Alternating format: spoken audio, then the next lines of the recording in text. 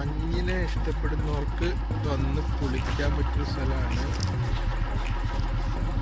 സക്കലേഷ്പൂരിൽ നിന്ന് രാവിലെ മുസ്ലേഘട്ടിലേക്കുള്ള വഴി.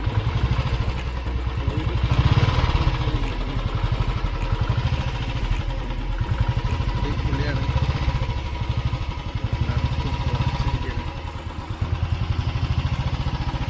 അവിടെ എൻ്റെ ബഡി